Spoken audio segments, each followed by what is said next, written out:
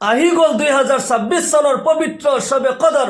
আলহামদুলিল্লাহ সুম্মা আলহামদুলিল্লাহ। যি ৰাতি বান্দাৰ ভাগ্যলিপি তৈয়াৰ কৰা হয়, বান্দাৰ নচিব লিখা হয়, এটা বছৰ আপুনি ক'ত যাব, কি কৰিব, কিমান টকা ইনকাম কৰিব, আপুনি কি খাব, কি পৰিধান কৰিব, এই সকলোবোৰ লিখা হয়। এই ৰাতি আল্লাহ ৰব্বুল আলামিন পৃথিৱীৰ আসমানত আগমন কৰে আৰু বান্দাৰ কাৰণে আলান কৰি থাকে, মোৰ বান্দা বান্দীসকল তোমালোকৰ কিহৰ অভাৱ হৈছে, কিহৰ প্ৰয়োজন হৈছে, মোৰ ওচৰত দোৱা কৰা, মই সকলো প্ৰয়োজন পূৰণ কৰি দিম। তুমি অভাৱ অনাটনত পৰিছা, পেৰেশানি হৈছে, মই সকলো অভাৱ অনাটন পেৰেশানি দূৰ কৰি দিম, তোমাৰ জীৱন শান্তিৰে ভৰপূৰ কৰি দিম। তুমি বেমাৰত পৰিছা, মই তোমাক শিফা দান কৰিম। বিপদত পৰিছা, মই তোমাক উদ্ধাৰ কৰিম। তোমাৰ মাগফিৰাত লাগে, মই তোমাৰ জীৱনৰ যৌৱনৰ সকলো গুনাহ খাতা মাফ কৰি তোমাক নিষ্পাপ মাসুম কৰি দিম। সুবহানাল্লাহি বিহামদিহি। মোৰ প্ৰিয় দিনী ভাই বন্ধুসকল, মোৰ অতি শ্ৰদ্ধাৰ মা আৰু ভনীসকল, এই পবিত্ৰ ৰাতে আমি কি কি আমল কৰিব লাগিব, কেই ৰাকাত নামাজ পঢ়িব লাগিব, এই নামাজৰ নিয়ত কেনেকৈ কৰিব লাগিব, কোন সূৰা দি পঢ়িব লাগিব, আৰু শবে কদৰৰ ৰাতি কোন দুআটি আমি বেছি বেছি পঢ়িব লাগিব,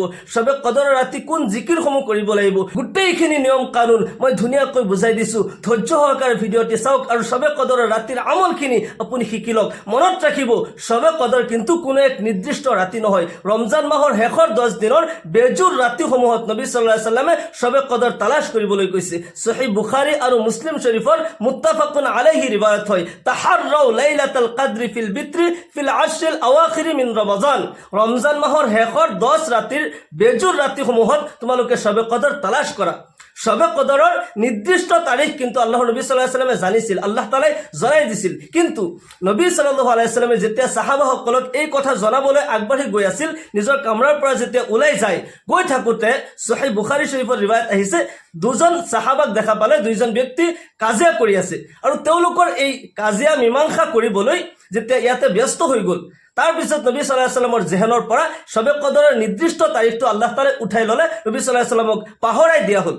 আল্লাহ নবী সাল্লাল্লাহু আলাইহি ওয়াসাল্লামে কয়, শবে কদৰৰ নিৰ্দিষ্ট তাৰিখটো মই তোমালোকক ক'বলৈ আগবাঢ়ি আহিছিলোঁ, কিন্তু আল্লাহ তাআলাই মোক পাহৰাই দিছে। ইয়াত তোমালোকৰ বাবে কল্যাণ আছে, কাৰণ তোমালোকে শবে কদৰৰ তালাশত ৰমজানৰ আখিৰি 10 দিনৰ ইতিকাফ কৰিবা। ৰমজানৰ আখিৰি 10 দিনৰ বেজুৰ ৰাতিসমূহত তোমালোকে শবে কদৰ তালাশ কৰা, আৰু যি ব্যক্তি শবে কদৰ পাই যায়, সেইজন ব্যক্তিৰ দৰে কামিয়াব, সেইজন ব্যক্তিৰ দৰে সাফল্য আৰু কোনো হ'ব নোৱাৰে। শবে কদৰৰ ৰাতি আল্লাহৰ নবী সাল্লাল্লাহু আলাইহি ওয়াসাল্লাম ইৰশাদ কৰে, মান কামা লাইলাতুল কদ্ৰি ঈমানান ওয়া ইহতিসাবান গুফিৰা লাহু মা তাকাদ্দামা মিন যামবিহি। যি ব্যক্তি ঈমান আৰু ইয়াকিনৰ সৈতে শবে কদৰৰ ৰাতি কিয়াম আদায় কৰিলে, নামাজ আদায় কৰিলে, আল্লাহ ৰাব্বুল আলামিন তাৰ জীৱনৰ সকলো গুনাহ কাটা মাফ কৰি তাক নিষ্পাপ মাসুম কৰি দিয়ে। সুবহানাল্লাহ। শবে কদৰৰ কিছুমান আলামত উলামাসকলে কিছুমান আলামত উল্লেখ কৰিছে। আপুনি মই শবে কদৰ পালে কেনেকৈ বুজি পাম যে এই ৰাতি শবে কদৰ হয়? শবে কদৰ কিন্তু বেজুৰ যি 5টা ৰাতি আছে, 21ৰ ৰাতি, 23ৰ ৰাতি, 25ৰ ৰাতি, 27ৰ ৰাতি আৰু 29ৰ ৰাতি, এই 5টা ৰাতিৰ যিকোনো এটা ৰাতিত শবে কদৰ হ'ব পাৰে। কিন্তু এই বেজুৰ 5টা ৰাতি আমি ইবাদত কৰিম, কিন্তু শবে কদৰ যি ৰাতি হ'ব আমি কেনেকৈ বুজি পাম? হাদিস শৰীফৰ ৰষ্টিত উলামাসকলে কিছুমান আলামত উল্লেখ কৰিছে। আপুনি মনত ৰাখিব, শবে কদৰ যি ৰাতি হ'ব, এই ৰাতি বহুত গৰম বা বহুত ঠাণ্ডা নাথাকিব, এই ৰাতি অলপ অলপ বৰষুণ হ'ব। আৰু এটা আলামত হৈছে, আল্লামা ইবনে হাজাৰ আসকালানী ৰহমাতুল্লাহ আলাইহি লিখে, শবে কদৰৰ ৰাতি এটা হাৱা চলিব, এটা ঠাণ্ডা হাৱা, যিটো নেকি সকলোৰে মন আনন্দিত কৰিব।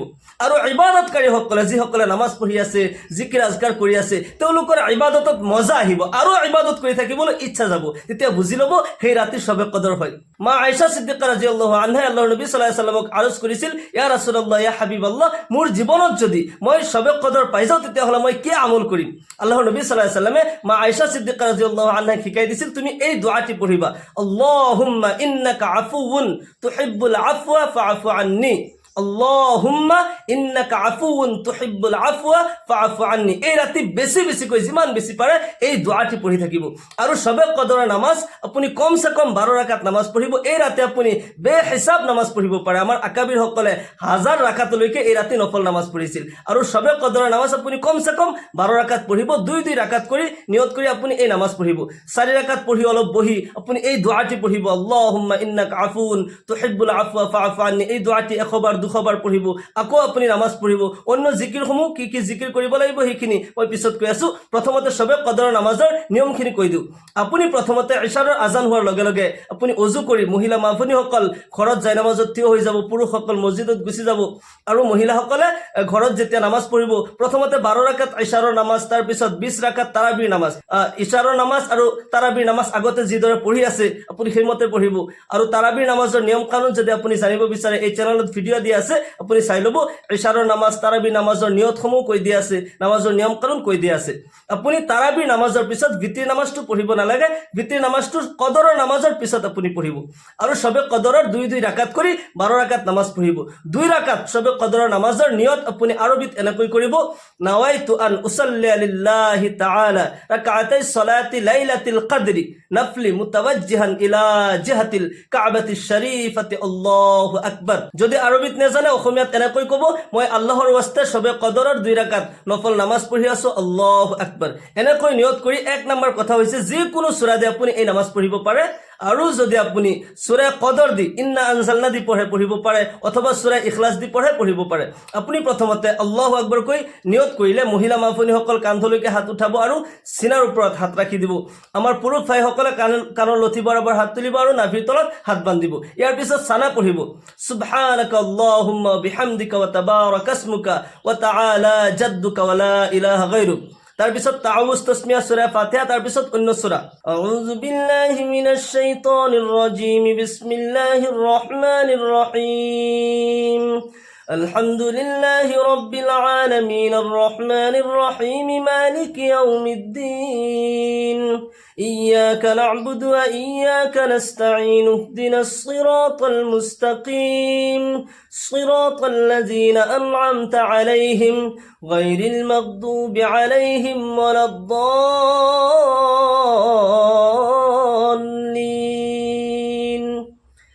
آمين। بسم الله الرحمن الرحيم، إنا أنزلناه في ليلة القدر وما أدراك ما ليلة القدر، ليلة القدر خير من 1000 شهر، تنزل الملائكة والروح فيها بإذن ربهم من كل أمر، سلام هي حتى مطلع الفجر।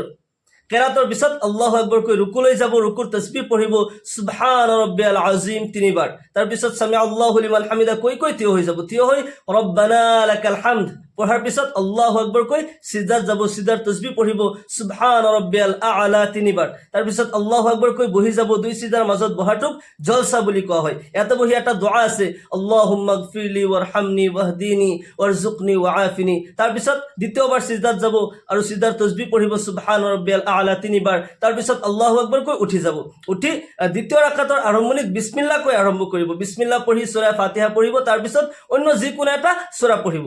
আপুনি এটা কথা মনত ৰাখিব, যিকোনো সূৰা দি আপুনি সবে কদৰৰ নফল নামাজ পঢ়িব পাৰে, অথবা আপুনি সূৰা ইন্না আনজালনাও এই নামাজত পঢ়িব পাৰে। আৰু এই ৰাতিৰ নামতে সূৰা ইন্না আনজালনা সূৰা কদৰ অৱতীৰ্ণ হৈছে। এই সূৰাৰ নামে হৈছে সূৰা কদৰ। এই সূৰাৰ মাজত আল্লাহ ৰাব্বুল আলামিন এই ৰাতিৰ ফজিলত আল্লাহ ৰাব্বুল আলামিনে বৰ্ণনা কৰে। আল্লাহ তাআলাই কয়, ইন্না আনজালনাহু ফি লাইলাতিল কদৰ, নিশ্চয় আমি তাক অৰ্থাৎ কোৰআনুল কাৰীম কদৰৰ ৰাতি অৱতীৰ্ণ কৰিছো। সুবহানাল্লাহ। ওমা আদৰাকা মা লাইলাতুল কদৰ, হে নবী আপুনি জানেনে কদৰ কি হয়? আল্লাহ তাআলাই নিজে উত্তৰত কৈ আছে, লাইলাতুল কদৰি খায়ৰুম মিন 1000 শাহৰ। কদৰৰ ৰাতি এনেকুৱা এটি ৰাতি হয় যি ৰাতি নেকি 1000 মাহতকৈ বেহতৰ, 1000 মাহতকৈ উত্তম হয়। আল্লাহু আকবাৰ। এই সুযোগ কিন্তু পূৰ্বৰ কোনো উম্মতে পোৱা নাছিল, আমি পাইছো, আলহামদুলিল্লাহ। এই ৰাতি যদি এজন আবিদে 1000 মাহ ইবাদত কৰি যিমান সওয়াব নাপায়, আল্লাহ ৰাব্বুল আলামিন এই ৰাতি ইবাদত কৰিলে 1000 মাহতকৈ বেছি সওয়াব আপোনাক মোক দান কৰিব। আল্লাহু আকবার। লাইলাতুল কদরি খায়রুম মিন 1000 শাহর, তানাজ্জালুল মালাইকাতু ওয়ার রূহু ফিহা বিইজনি রাব্বিহিম মিন কুল্লি আমর, সালামুন হিয়া হাত্তা মাতলাইল ফজর। আল্লাহ রাব্বুল আলামিনের হুকুমত এক বিশাল ফেরেশতার জামাত খুদ জিবরাইল আলাইহিস সালাম এই জমিনত অবতীৰ্ণ হয়। আল্লাহু আকবাৰ। আৰু যিসকল বান্দা বান্দিয়ে আল্লাহ তাআলাৰ ইবাদত কৰি আছে, নামাজ পঢ়ি আছে, জিকিৰ কৰি আছে, তাসবিহ তাহলিল কৰি আছে, তেওঁলোকৰ সালামতিৰ কাৰণে গোটেই ৰাতিটো আল্লাহৰ ফেৰেশতাই দোয়া কৰি থাকে। हत्ता मतलाइल फज्र, यहाँ तक के सुबह तुलु हो जाए फजरर वक्त लैके गोटेই राति আপনার মোর সালামতির কারণে ফেরেশতা সকলে দোয়া করে থাকে, সালামতির দোয়া, মাগফিরাতর দোয়া, ইহকাল পরকালের কল্যাণের কারণে দোয়া করে থাকে। সুবহানাল্লাহ। সেই কারণে আমি এই রাতি বেশি বেশি যিমান বেশি পাৰোঁ নফল ইবাদত আমি কৰিব লাগে। 2 ৰাকাত 4 ৰাকাত পঢ়ি পঢ়ি আপুনি অলপ ৰেষ্ট ল'ব আৰু মাজে মাজে আপুনি এই দোয়াটি পঢ়িব, আল্লাহুম্মা ইন্নাকা আফুউন তুহিব্বুল আফওয়া ফাআফু আন্নি। ইয়া আল্লাহ, আপুনি নিশ্চয় ক্ষমাশীল আৰু ক্ষমা কৰি আপুনি ভাল পায়, আমাক ক্ষমা কৰি দিয়ক, আমাৰ জীৱনৰ গুনাহ কাটা মাফ কৰি দিয়ক। আল্লাহ ৰাব্বুল আলামিন জীৱনৰ সকলো গুনাহ কাটা মাফ কৰি দিব। আৰু নামাজৰ পিছত আপুনি জিকিৰ কৰিব, সুবহানাল্লাহ সুবহানাল্লাহ সুবহানাল্লাহ, কমসে কম 100 বার সুবহানাল্লাহ পঢ়িলে, আলহামদুলিল্লাহ 100 বার পঢ়িলে, আল্লাহু আকবার 100 বার পঢ়িলে, লা ইলাহা ইল্লাল্লাহ 100 বার পঢ়িলে, দুরূদ শরীফ 100 বার পঢ়িলে সাল্লাল্লাহু আলাইহি ওয়াসাল্লাম কমসে কম 100 বার, তাৰপিছত ইস্তিগফাৰ 100 বাৰ, আল্লাহ ৰাব্বুল আলামিনক হাজিৰ নাজিৰ কৰি ইবাদত কৰিব। আল্লাহ তাআলাৰ যেতিয়া আমি ইবাদত কৰোঁ এনেকুৱা অনুভৱ কৰিব লাগিব যে আল্লাহ তাআলা মোৰ আগত হয়, পিছত মোৰ মালাকুল মউত হয়, সোঁফালে জান্নাত, বাওঁফালে দুজক, মই জাহান্নামৰ পুলৰ ওপৰত ৰখি আছো। মোৰ এই নামাজ জীৱনৰ আখিৰি নামাজ হয়, ইয়াৰ পিছত যে মই জীয়াই থাকিম তাৰ কোনো গ্যাৰাণ্টি নাই। আমি যেতিয়া আল্লাহ তাআলাক এনেকুৱাকে ধ্যান কৰি আমি ইবাদত কৰিম, আল্লাহ তাআলা নিশ্চয় সেই ইবাদত কবুল কৰিব। আল্লাহৰ নবী সাল্লাল্লাহু আলাইহি ওয়াসাল্লাম ইরশাদ করে, আন তা'বুদাল্লাহা কাআন্নাকা তারাহু ফাইন লাম তাকুন তারাহু ফাইন্নাহু ইয়ারাক। তুমি যাতে ইবাদত কৰা এনেকুৱা ভাবা, এনেকুৱা অনুভৱ কৰিবা যে আল্লাহ তাআলা মোৰ আগত হয়, মই আল্লাহক দেখি আছো। সেইখিনি যদি একেই তোমাৰ নাহে, কমসে কম এইখিনি ভাবি ল'বা যে আল্লাহ তাআলা মোৰ আগত হয়, আল্লাহ তাআলাই মোক দেখি আছে, তেতিয়া তোমাৰ সেই ইবাদত কবুল হ'ব। সবে কদৰৰ এই পবিত্ৰ ৰাতি আমি বেছি বেছিকৈ ইবাদত কৰি গোটেই আলমৰ কাৰণে আমি দোয়া কৰিব লাগে, বিশ্বৰ শান্তিৰ কাৰণে দোয়া কৰিব লাগে। সকলোৱে আমি বেছি বেছি ইবাদত কৰি আল্লাহ তাআলাৰ ৰাজি খুশি আমি হাসিল কৰিব লাগে। মহান আল্লাহ তাআলা আমাক সকলোকে এই ৰাতি বেছি বেছি ইবাদত কৰি আল্লাহ তাআলাৰ খুশনদি হাসিল কৰাৰ তৌফিক দান করুক। সকলোকে আল্লাহুম্মা আমিন। ওয়া আখিরু দাওয়ানা আলহামদুলিল্লাহি রাব্বিল আলামিন। আসসালামু আলাইকুম ওয়া রাহমাতুল্লাহি ওয়া বারাকাতুহু।